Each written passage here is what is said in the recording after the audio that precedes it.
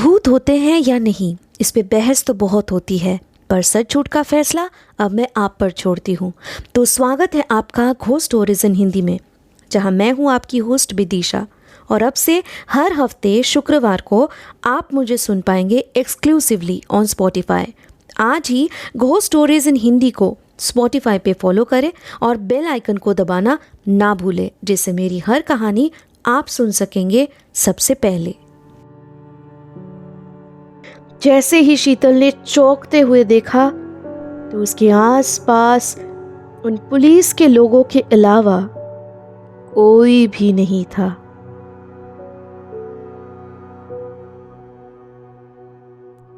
विकास meeting खत्म होते ही board room से तुरंत निकल जाता है।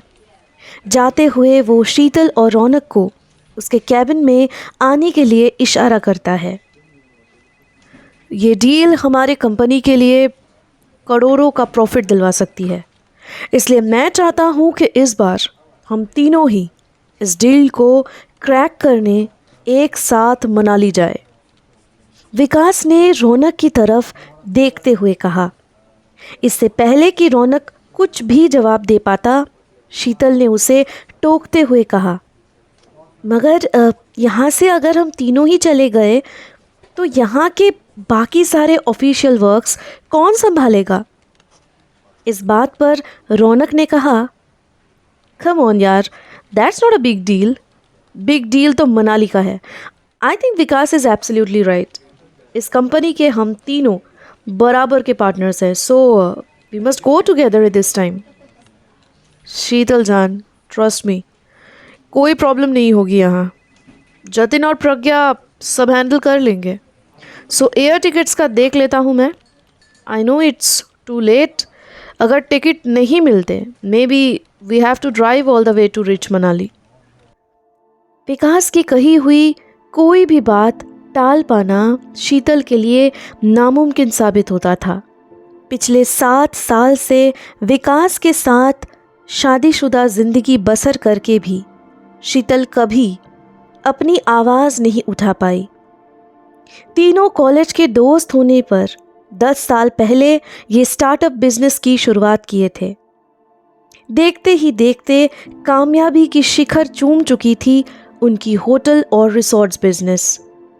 बे औलाद होने के बावजूद शीतल को विकास और उसके शादी से कोई शिकायत नहीं थी। तुझे याद है विकास, आखिरी बार हम तीनों कब ऐसे एक साथ ट्रिप पे निकले थे? गोवा में गुजारे हुए उन हंसी लम्हों को मैं आज तक नहीं भूला। और ये शीतल कितनी टॉमबॉय टाइप हुआ करती थी तब।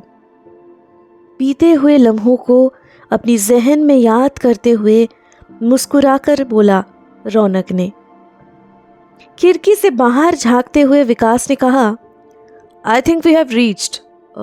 After half an hour lobby में मिलते हैं, ओके? यस सर, हंसते हुए मजाकिया मिजाज में जवाब दिया रौनक ने। होटल रूम में पहुंचने के थोड़ी ही देर में रौनक के रूम का डोरबेल बजता है। कम इन, इट्स ओपन्ड। दरवाजा खोलकर शीतल ने रौनक को देखते हुए कहा, अभी तक रेडी नहीं हुआ तू? वहां विकास कब से तेरा इंतजार कर रहा है लॉबी में। रौनक ने पलट कर कहा, अरे कोई ना, थोड़ी देर और इंतजार कर लेगा वो, उसमें क्या है। You tell me, what would you like to have, tea और कॉफी? मैं अपने लिए बना ही रहा हूँ, you can join me if you feel like. ऐसे आई नो तो इस वक्त एज यूजुअल ब्लैक कॉफी ही मांगेगी। क्यों, सही कहा ना? तू गलत कभी हो सकता है क्या? शीतल मुस्कुराते हुए बोली। काश ये बात विकास को भी पता होती, पर अफसोस। एक गहरी सांस लेते हुए रौनक बोला। काफी रात होने पर भी जब विकास और रौनक का कोई अता पता नहीं था, तब बिना डरे शीतल ने विकास के नंबर पे कॉल किया। ये शायद पहली बार ही था कि उसने हिम्मत दिखाते हुए अपने पति को कॉल किया। शादी के बाद से ही उसे कई बार विकास ने डांट झपट कर उसके कुछ उसूलों के बारे में समझा दिया था। उनमें से खास 2 बातें तोते की तरह रोजाना पढ़ाया करता था विकास। पहला ये कि शीतल उस पे पत्नी का अधिकार बस लोगों के सामने नाटक करते हुए जता सकती है। दूसरा था ये कि बस ऑफिस में अपने स्टाफ्स के आगे वो बॉस है, पर असल में हर फैसला सिर्फ विकास का ही होगा। मनाली पहुंचने से पहले भी विकास ने उसे सतर्क किया था कि गलती से भी रिसोर्ट का साइड व्यू देखते हुए विकास को कोई डिस्टरबेंस नहीं चाहिए। किसी तरह का कॉल या मैसेज करने से भी उसे मना किया गया था। कोई बहाना करके उसे होटल पे ही रुकने के लिए कहा था और इसीलिए शीतल ने भी आखिरी पल में सरदर्द का बहाना बनाया था। लेकिन किसी भी तरह से विकास का कॉल फिलहाल तो लग ही नहीं रहा था। कभी नंबर बिजी था तो कभी नेटवर्क सीमा से बाहर बताया जा रहा था। परेशान होते हुए होटल मैनेजर को जाकर सब कुछ बता देना ही ठीक समझा शीतल ने कि तभी उसके मोबाइल पे एक व्हाट्सएप मैसेज का नोटिफिकेशन आया। फोन उठाकर देखा तो मैसेज करने वाला रौनक था। हे डोंट वरी, कुछ ही देर में वापस आ रहे हैं हम दोनों। तुम खाना खाकर सो जाओ, कोई इशू नहीं है। रौनक की फिक्र जताने की आदत हमेशा से थी। आज भी वो बिल्कुल कॉलेज के पहले दिनों जैसे ही परवाह किया करता था शीतल और विकास का। उन तीनों की दोस्ती से सभी जलते थे और आज भी उनके बिजनेस कॉम्पिटिटर्स इसी वजह से परेशान रहा करते हैं। खाना खाकर बिस्तर पे जाकर लेटते ही नींद आ गई थी शीतल को। आधी रात में अपने कमरे के बाहर कुछ खिसक के ले जाने की आवाज़ सुनकर आँख खुली शीतल की। उसने अपनी आंखें खोली तो कमरे में अजीब सा सन्नाटा छाया हुआ था। ऐसे माहौल में शीतल का दम घुटने लगा। उसने फौरन अपने ऊपर से ब्लैंकेट हटाकर बिस्तर से नीचे कदम रखा। एक बार फिर से वही आवाज़ें उसके कमरे के बाहर से आने लगी तो शीतल ने धीरे धीरे दरवाजे के आई होल से बाहर का नज़ारा देखने की कोशिश की, पर उस नज़ारे को देखकर उसके आंखों के आगे अंधेरा सा छा जाने लगा। बाहर जो खड़े थे वो कोई और नहीं बल्कि खुद विकास था और उसके ठीक सामने एक बस्ते में कुछ भारी सामान था जिसे वो खींचते हुए लिए जा रहा था। बीच बीच में रुककर आसपास कोई है या नहीं ये भी देखे जा रहा था वो। शीतल को अब याद आया कि आज जब उन लोगों ने होटल में एंट्री ली थी तभी उस होटल मैनेजर का कहना था कि उनके यहाँ सीसीटीवी कैमरा की खराबी है 3rd फ्लोर पे। रौनक, विकास और शीतल अगर चाहे तो किसी दूसरे फ्लोर पे शिफ्ट हो सकते हैं ताकि उन्हें बाद में कोई प्रॉब्लम ना हो। पर इस बात से विकास ने अपने कमरे से हिल व्यू देखने का सुनहरा मौका छोड़ना मुनासिब नहीं समझा। विकास का पीछा करने के अलावा फिलहाल तो शीतल के पास और कोई भी चारा नहीं था। अपने कार की डिक्की पे उस बस्ते को रखकर उसे जल्दबाजी में बंद करते हुए फिर तेजी से कार के ड्राइविंग पे सीट पर जाकर बैठ जाता है विकास।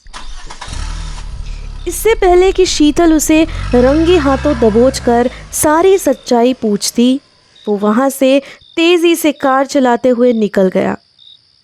क्या था उस बस्ते में जिसे इतना चोरी छुपे विकास आधी रात को होटल से लेके जा रहा था?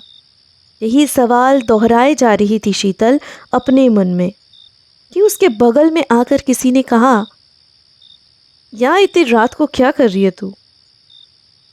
अपने दाएं ओर रौनक को खड़े हुए देख शीतल के जान में जान आई। वो उससे घटी हुई सारी वारदात बताना चाहती थी। रौनक ने जैसे उसका मन पढ़ ही लिया था, उसने अपने चेहरे पर एक उदासी भरी मुस्कान लाते हुए कहा, परेशान मत हो तू, चल जाकर सो जा। विकास की खबर अब सुबह ही मिलेगी तुझे, तब जो जानना है जान लेना। रौनक का कहना मानकर शीतल ने अपने कमरे में जाकर दरवाज़ा बंद कर दिया। सोफे पे बैठकर वो सुबह होने का इंतज़ार करने लगी कि तभी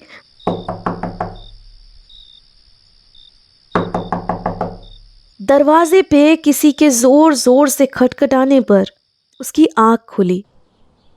पर आँख खोलते ही शीतल के हैरानी का ठिकाना नहीं रहा जब उसने अपने आप को बिस्तर में पाया। उसे पिछले रात की सारी घटनाएं याद थी और साथ में ये भी उसके जहन में था कि वो रात में सोफे पे सो चुकी थी। फिर ma'am please kindly open the door, there is an urgency ma'am. बिस्तर से उठकर शीतल ने दौड़ते हुए जाकर जल्दी से दरवाज़ा खोलकर कहा, व्हाट्स द मैटर? आप कॉल भी तो कर सकते थे, इस तरह किसी को परेशान कैसे कर सकते हो आप? I will complain. मैम वो एक्चुअली आपके रूम का डोरबेल और फ़ोन दोनों पता नहीं क्यों काम नहीं कर रहे। हमने बहुत बार ट्राई किया, यहाँ तक कि आपके पर्सनल नंबर पे भी कॉल करने की कोशिश की गई है, लेकिन वो भी स्विच्ड ऑफ है। शीतल ने अपने गुस्से पे काबू पाते हुए कहा, ओके कहिए क्या बात है? मैम रिसेप्शन पे पुलिस ऑफिसर आपके खोज में आए हुए हैं, आप तुरंत वहाँ पे उनसे आकर मिले। I will take your leave now ma'am, thank you. इतना कहते हुए होटल का वो रूम सर्विस का लड़का वहाँ से चला गया। देखिए मुझे पता है आपके लिए ये यकीन भी कर पाना मुश्किल है, पर हमें बेहद अफसोस के साथ बताना पड़ रहा है कि आपके पति विकास वर्मा अब इस दुनिया में नहीं रहे। कल रात उनका एक कॉल आया था हमारे पास, जिसमें उन्होंने अपने क्राइम का कन्फेशन किया था। मनाली आने से पहले ही उन्होंने अपने बिजनेस पार्टनर रौनक जोशी का कत्ल कर दिया था और यहाँ मनाली पे अपने कार के डिक्की में उनके लाश को छुपा कर लाए थे। उनका इरादा था उस डेड बॉडी को यहीं किसी जगह डंप करना, पर उस कन्फेशन कॉल से पहले उन्हें एहसास हुआ कि उनकी भी मौत होने वाली है। ताज्जुब की बात यह है शीतल जी कि जिस पहाड़ी से वो उस डेड बॉडी को फेंक रहे थे, उसी पहाड़ी से कुछ लोगों ने उस लाश के साथ उनको भी गिरते हुए देखा है। उन दोनों की लाश अभी भी मिली नहीं, पर पुलिस ऑफिसर आगे भी बोलते जा रहे थे, पर शीतल को यही सोच खाए जा रही थी कि अगर रौनक को मनाली में पहुंचने से पहले ही मारा जा चुका था, तो कार में और होटल में जो रौनक उनके साथ था वो आखिर कौन था? लेकिन एक बात और भी थी कि आखिर विकास ने ऐसा किया ही क्यों? उसे गलतफहमी थी कि मैं और तुम, इसीलिए। रौनक की आवाज़ सुनकर जैसे ही शीतल ने चौंकते हुए देखा, तो उसके आसपास उन पुलिस के लोगों के अलावा कोई भी नहीं था। घोस्ट स्टोरीज इन हिंदी को स्पॉटिफाई पे फॉलो करते वक्त बेल आइकन को दबाना ना भूलें, जिससे मेरी हर कहानी आप सुन सकेंगे सबसे पहले। अब से हफ्ते के हर शुक्रवार को मैं आपके लिए लाऊंगी ऐसी कहानियाँ जो आपके डर के परिभाषा को बदल के रख देगी।